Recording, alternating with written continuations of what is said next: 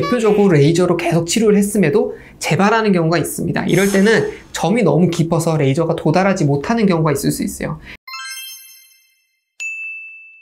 안녕하세요. 아베크 성형외과의 박성우 원장입니다. 이번 영상은 우리가 모반이라고 부르는 점에 대해서 분류를 어떻게 하고 또 치료랑 수술을 어떻게 하는지 한번 알아보도록 하겠습니다. 모반이라는 단어가 좀 생소하실 수 있는데요. 우리 점과 구분해서 모반은 조금 더 의학적인 용어에 해당이 됩니다. 점은 이 모반 중에서도 색소가 있는 멜라닌 세포에서 기원한 모반을 점이라고 부릅니다. 한편 모반은 조금 더 큰 의학적인 개념이라서 이런 색소가 없는, 색깔이 없는 점들도 있거든요. 이런 색깔이 없는 점 같은 경우는 비멜라닌 세포성 모반이라고 불러서 튀어나와 있기만 한 경우도 이런 경우 모반이라고 부를 수 있습니다. 이런 모반이 갑자기 왜 생기는지 물어보시는 경우가 있는데 크게 원인으로 구분하면 선천성하고 후천성입니다. 선천성은 말 그대로 우리가 엄마 뱃속에 태아 있을 때부터 생기는 경우를 말하는데 이제 아기가 태어났을 때 등에 뭐 커다란 점이 있다든지 아니면 얼굴이나 팔뚝이나 손등 이렇게 몽고반 점 이런 같은 경우가 대표적인 선천성 모반이라고 보시면 되고요. 이런 선천성 모반 같은 경우는 유전자하고도 어느 정도 연관이 있습니다. 그래서 이런 선천성 모반은 우리가 예방을 할 수는 없다라고 보시면 되고요. 반대로 후천성 모반 같은 경우는 우리가 일상생활에서 생활하다가 발생할 수 있는 점이라고 보시면 됩니다. 이런 후천성 모반 같은 경우 우리 자외선이 노출이 된다거나 아니면 외상을 입어서 피부에 흉터가 생겼다든지 아니면 다른 면역학적 원인에 따라서 생길 수도 있기 때문에 이런 후천적인 모반 같은 경우는 조금 더 원인에 따라서 우리가 선크림을 바른다든지 햇빛 노출을 피하다든지 아니면 피부를 보호하는 이런 로션을 발라서 조금 더 보호할 수 있는, 예방할 수 있는 방법도 있습니다. 우리가 말하는 모반 같은 경우 우리가 분류를 여러 가지 형태나 아니면 색상이나 아니면 깊이에 따라서 분류를 하기 때문에 종류가 굉장히 많습니다. 실제로도 진료에서 굉장히 여러 모반을 갖고 계신 경우를 보게 되는데 크게 구분을 하면 피부를 얼마만큼 침범했느냐에 따라서 구분을 할 수가 있습니다. 우리 피부 같은 경우는 크게 표피라 그래서 위층이 있고요. 진피라 그래서 조금 더 아래쪽 깊은 층이 있습니다. 우리 표피에 국한되어서 표피에만 모반이 있을 경우 이제 경계성 모반이라고 얘기를 하고요. 이런 것들이 조금 더 깊이 들어가서 표피랑 진피층까지 같이 함께 있을 경우는 복합 모반이라고도 얘기를 합니다. 한편 점 중에는 색깔은 없는데 뭔가 볼록 튀어나온 경우도 있거든요. 그럴 경우에는 표피에는 점이 없지만 진피층, 그 밑에 있는 층에 모반이 있을 경우는 우리가 진피내 모반이라고 부를 수가 있습니다. 그래서 이렇게 진피층까지 조금 깊게 들어간 모반의 경우에는 결국에는 레이저보다는 수술 치료가 먼저 추천이 될 수가 있습니다.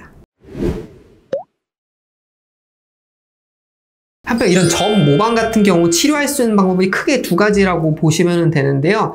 레이저 치료가 있고 수술 치료가 있습니다. 이 레이저 치료 같은 경우는 보통 우리가 그냥 점이라고 부르는 지름이 예를 들어서 1mm 정도 굉장히 작고 새까만 점을 제거할 때 주로 많이 씁니다. 이런 멜라닌성 세포에서 기원한 작은 점 같은 경우는 깊이가 그리 깊지가 않기 때문에 우리가 CO2 레이저라고 부르는 레이저를 통해서 살짝 표피를 깎아주면은 점 부분이 날아가게 되고 그 부분이 다시 새살로 덮이면서 처음에는 흉터가 약간 빨갛다가 나중에 하얘지면서 깨끗해질 수가 있습니다. 한편 모반을 이렇게 레이저로 치료할 때는 우리가 색소 모반이라고 해서 튀어나오지도 않고 색깔이 진하지도 않은데 보면 약간 푸르스름한, 그래서 조금 넓게 퍼져 있는 경우도 있거든요. 이럴 경우는 우리가 색소 레이저를 통해서 치료할 수도 있고요. 반대로 이런 모반 중에서는 우리가 표피가 아니라 진피라고 부르는 조금 더 깊은 레벨에 있는 모반의 경우 레이저 치료가 어렵기 때문에 이때는 수술이 필요할 수도 있습니다. 이런 모반 중에서도 결국에는 수술로 치료해야 되는 경우가 생길 수가 있는데요. 대표적으로 레이저로 계속 치료를 했음에도 재발하는 경우가 있습니다. 이럴 때는 점이 너무 깊어서 레이저가 도달하지 못하는 경우가 있을 수 있어요. 간혹 요즘엔 또 레이저가 많이 좋아져서 굉장히 깊은 층까지 내려갈 수가 있는데 너무 깊은 층에 점을 이렇게 레이저로 제거하게 되면 그게 땜빵 자국처럼 뻥 뚫려 있어가지고 오히려 점을 제거하기 전보다 더 눈에 띌 수가 있습니다.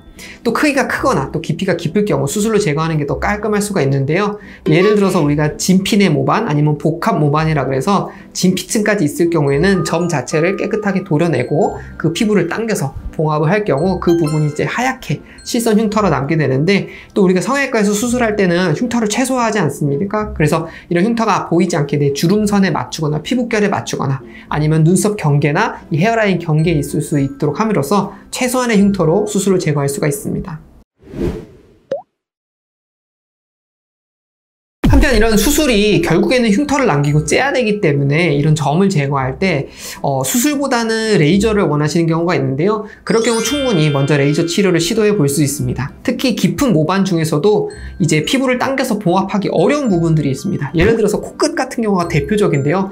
코끝에 이렇게 흉터가 있을 경우 그 부분을 당겼을 때 피부가 좀 질기기 때문에 그 코 모양이 좀 변형이 오거나 콧구멍이 짝짝이가 되거나 그런 문제가 생길 수가 있습니다. 그럴 때는 레이저를 통해서 먼저 여러 차례 깎아서 줄여놓고 나서 나중에 제거할 수도 있고, 또 경우에 따라서 큰 모반 같은 경우 한 번에 제거하면 흉터가 너무 커지게 두려가 되거나 아니면 내가 수술 회복하는 과정이 조금 두렵거나 그러면 레이저로 먼저 치료를 해보고, 그럼에도 불구하고 너무 깊어서 제거가 어려울 때는 수술로 제거하는 방법이 추천이 될 수가 있습니다.